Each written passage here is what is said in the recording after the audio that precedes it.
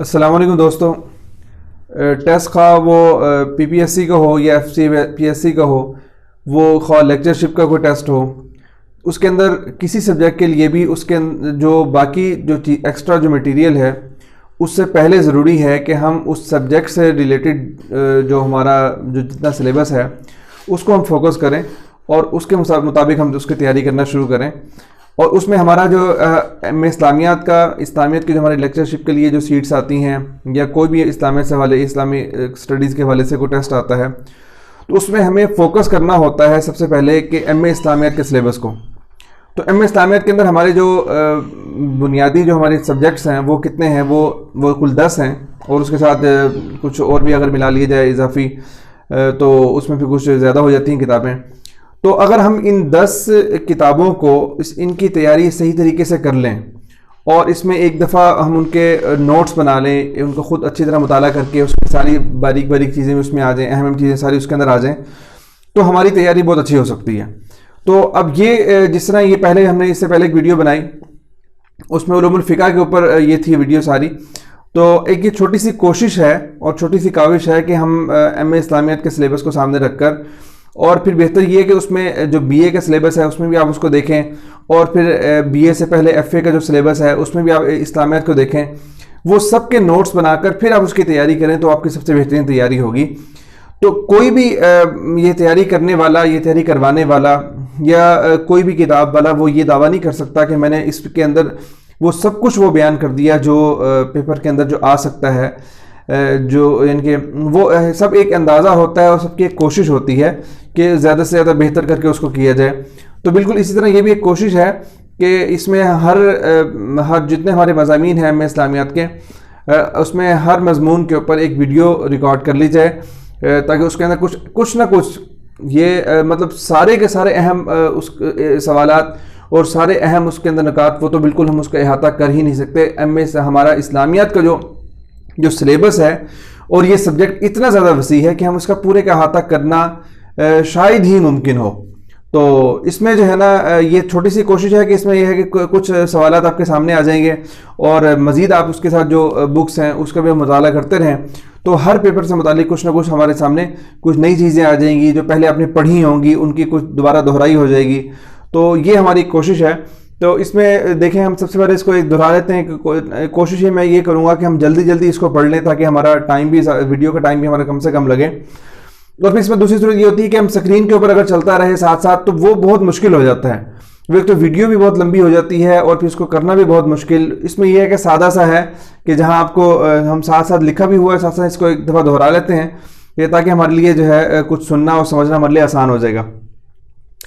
بسم اللہ الرحمن الرحیم. تو اس کو شروع کرتے ہیں. تو سب سے پہلے جو ہے اس میں ہم یہ ہے کہ قرآن پاک کا سب سے پہلا ترجمہ تراجم کے اعتبار سے ہم نے اس کو الگ سے بھی ہم نے لکھا ہے، لیکن یہ ایک سارا اس کو ایک بغیر ایک ترتیب کے اس کو جمع کیا گیا ہے. کچھ الفاظ، کچھ چیزیں پہلے ہیں، کچھ چیزیں بعد میں ہیں، تو لیکن اہم چیزیں ہیں.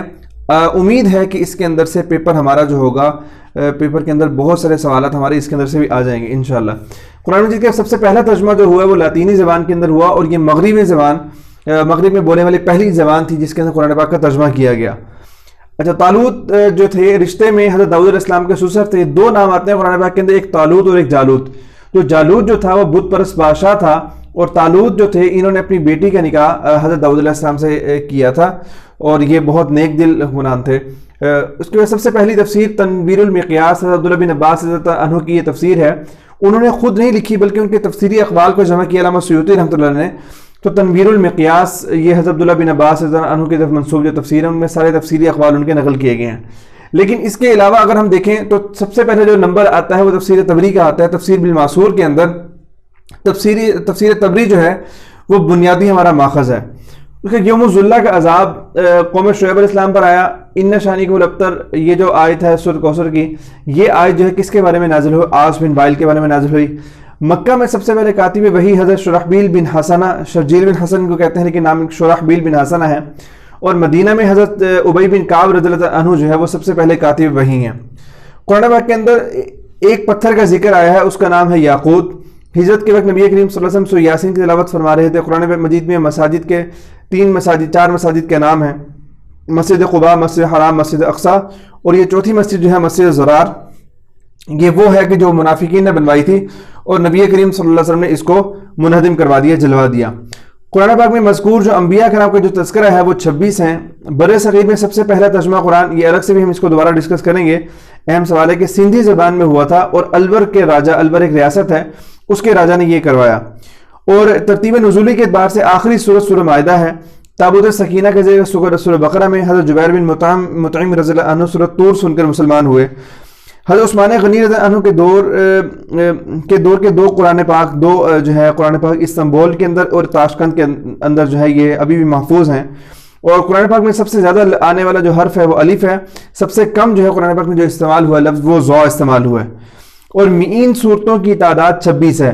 مئین کا مطلب کہ جو جن کے لگ بھگ 100 کے قریب آیات ہیں, ان کی جو صورتوں کی تعداد جو ہے, یہ کل صورتیں جو ہیں وہ 26 ہیں. ابن عربی رحمۃ اللہ کے نزدیک منسوخ آیات وہ 21 ہیں.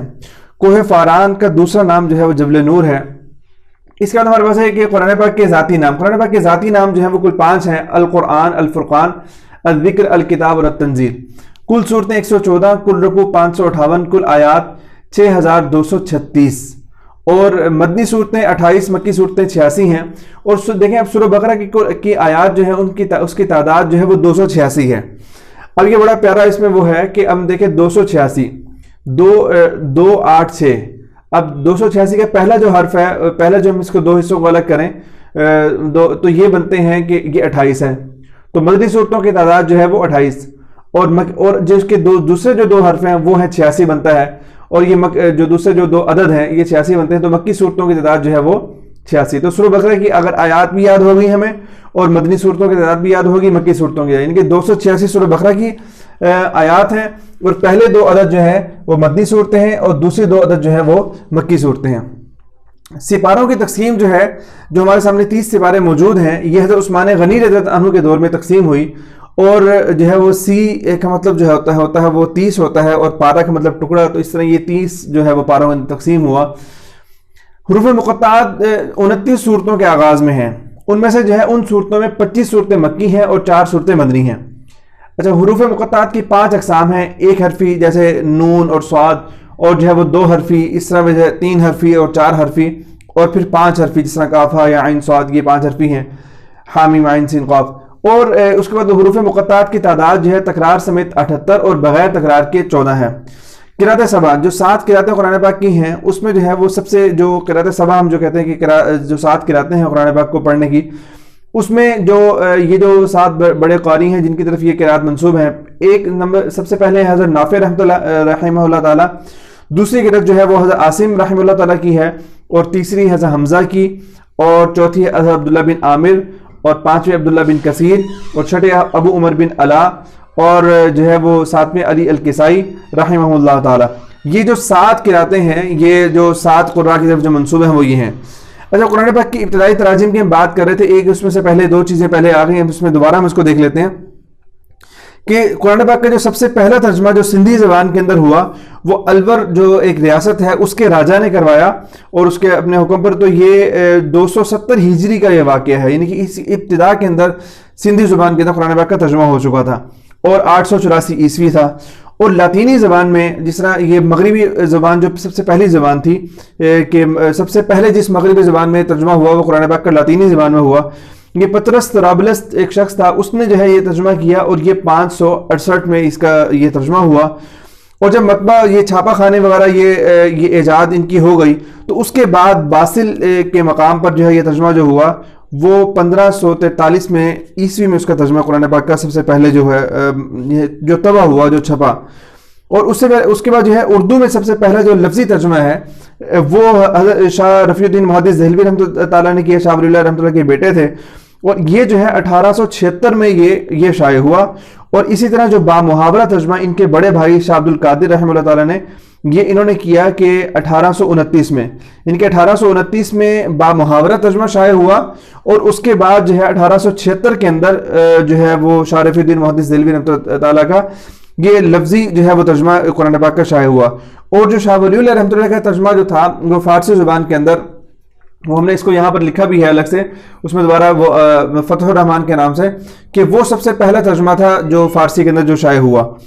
اچھا اس کے بعد ہے یہ لفظ قرآن جو ہے قرآن پاک کے اندر 66 مرتبہ استعمال یہ لفظ آیا ہے، اور سب سے آخر میں جو نازل ہونے والی آیت ہے وہ سورۃ البقرہ کی 281 نمبر آیت ہے، اور جو ہے اس کے بعد جو ہے وہ یہ 3 ربیع الاول کو نازل ہوئی، واتقوا یوما ترجعون والی یہ جو آیت ہے یہ 281 نمبر آیت ہے سورۃ البقرہ کی، 3 ربیع الاول کو نازل ہوئی اور سن 11 ہجری تھا، اور جناب نبی کریم صلی اللہ علیہ وسلم کی وصال سے 8 دن پہلے یہ آیت نازل ہوئی۔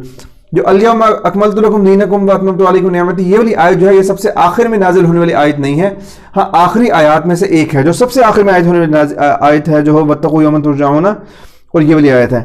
اچھا اسرائیلی روایات جو ہوتی ہیں، جو ایسے جو لوگ ہیں، جو حضرات ہیں کہ جو بنی اسرائیل سے جن کا تعلق ہے، اور بنی اسرائیل کی جو روایات ہیں تو اس میں جو ہے وہ کن سے لی جاتی ہیں، ان کے ماخذ کون کون سے حضرات ہیں، ان میں یہ نام آتے ہیں حضرت عبداللہ بن سلام رضی اللہ تعالیٰ عنہ، اور حضرت وہب بن مربع رحمۃ اللہ تعالیٰ علیہ، کعب احبار رحمہ اللہ تعالیٰ، اور عبد الملک بن عبد العزیز بن جریج رحمہ اللہ تعالیٰ، یہ 4 نام ہیں کہ ان سے جو ہے اسرائیلی روایات جو ہے وہ لی جاتی ہیں، ان سے اسرائیلی روایات جو ہے ہم لیتے ہیں، اخذ کرتے ہیں۔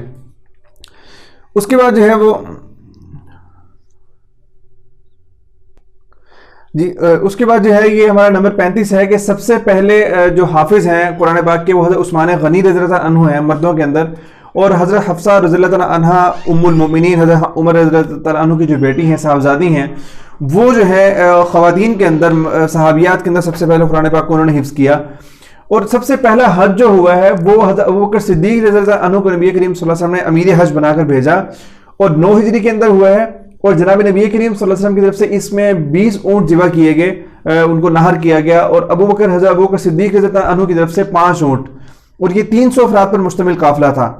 اس کے بعد ہے کہ یہ قرآن پاک کے الفاظ ہیں کہ مخنقہ اور موقودہ، متردیہ اور نتیحہ، یہ جو جانور ہیں اس کی جانوروں کی مطلب اقسام ہیں، تو اس میں یہ ہے کہ اس کے پورے پھر احکام وہ تو خیر تفصیل سے ہیں، تو اس میں یہ ہے کہ مخنقہ سے کیا مراد ہے کہ وہ جانور جو گلا گھٹنے سے مرے، اور موقوزہ وہ جانور جو چوٹ سے مرے، ان کی چوٹ کا مطلب یہ ہے کہ بغیر کوئی دھاری دار چیز کے بغیر، مثلا کوئی پتھر سے یا بغیر کسی اور دھاری دار چیز سے کے بغیر جو ہے اس سے مرے تو اس کو جو ہے موقوزہ کہتے ہیں، اور متردیہ جو وہ جانور جو گر کر مرے، گرنے سے اس کی موت واقع ہو، نتیحہ جو سینگ لگنے سے مرے کسی دوسرے جانور کا۔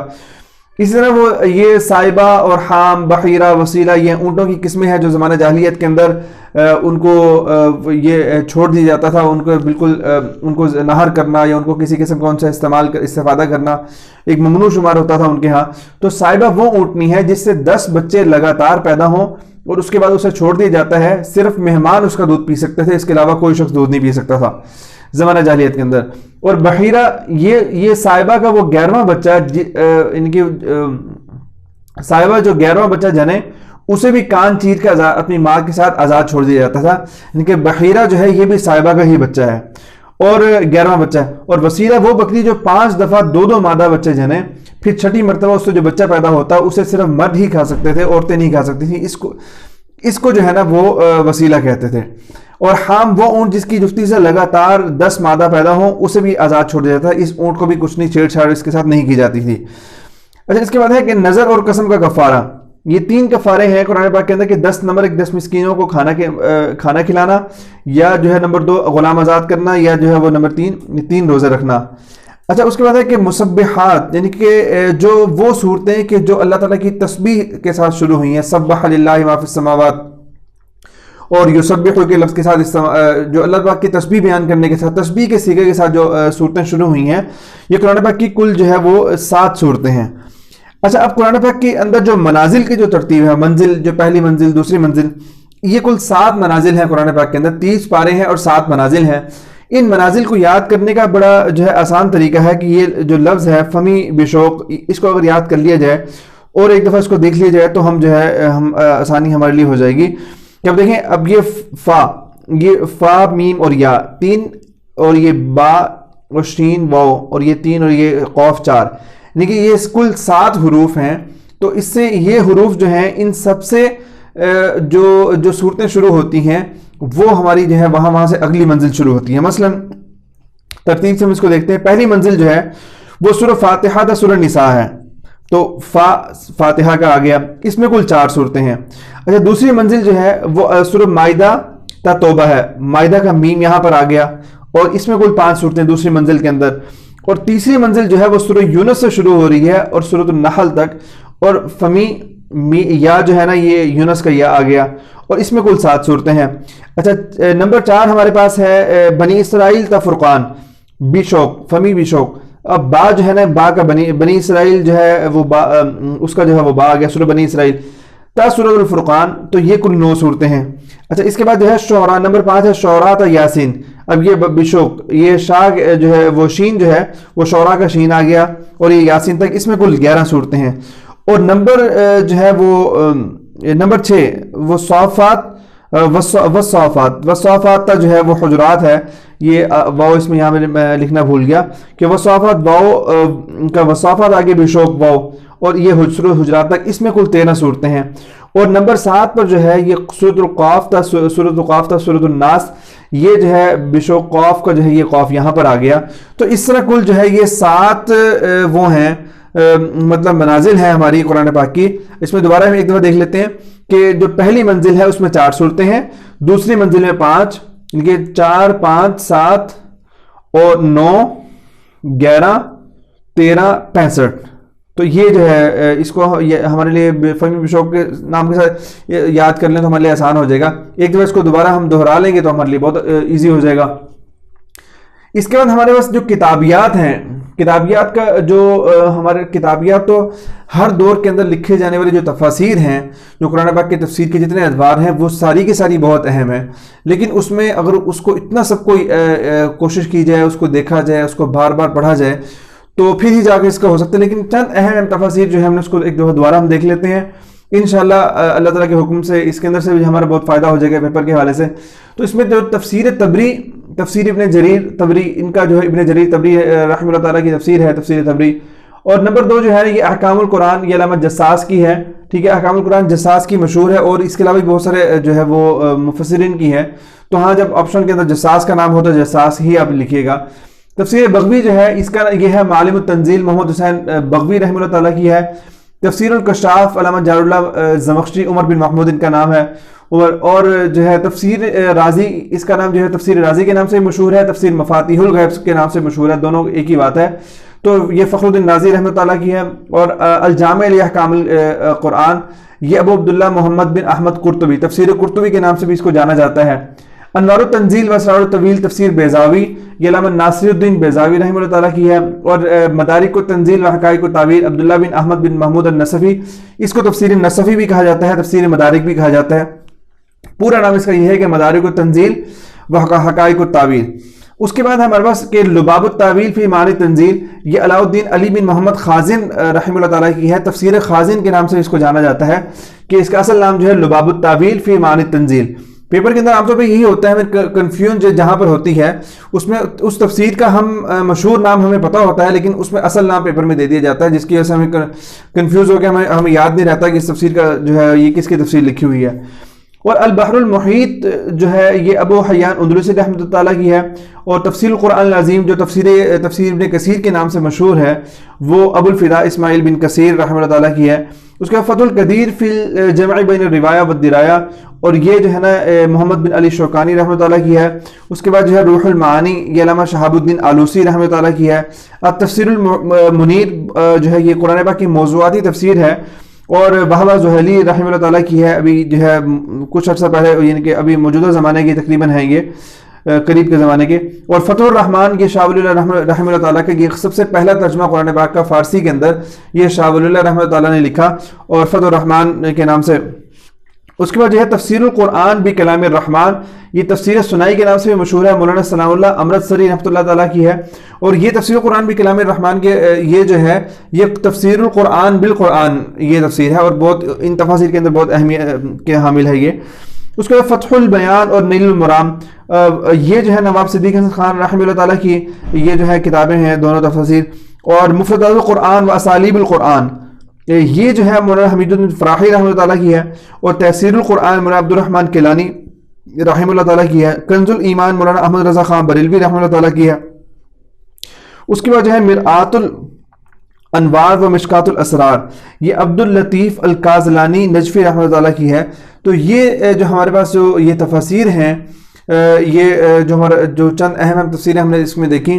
اس کے علاوہ جو ہے آپ جو ایم.اے اسلامیات کا جو سلیبس ہے اس کو اچھی طرح سے آپ دیکھیں، اس کے اندر جو ہے مزید اس کے خود پوائنٹس بنائیں، اور ایک دفعہ نہیں بلکہ بار بار اس کے جتنا آپ اس کو زیادہ دیکھیں گے تو اس میں آپ کو جو ہے اتنا ہی زیادہ فائدہ ہوگا. تو انشاءاللہ ہم کوشش کریں گے اگلی جو ہے وہ یہ پورے جو ہمارے جو جتنے ہمارے ایم اے اسلامیات کے جتنے ہماری کتابیں ہیں، ہر کتاب پر ایک اس طرح کی اہم سوالات آ جائیں، تو انشاءاللہ یہ بھی آپ کو پیپر کے اندر بہت زیادہ اس ویڈیو سے بھی مدد ملے گی. انشاءاللہ بہت زیادہ اس میں آپ کو پیپر میں معاونت ہوگی. تو اپنی رائے کا اظہار اور اپنی یا کوئی ایسے کوئی اپنے خیالات کا اظہار، کوئی اچھی رائے کا اظہار اپنے ضرور جو ہے کمنٹ سیکشن میں کیجیے گا. بہت شکریہ.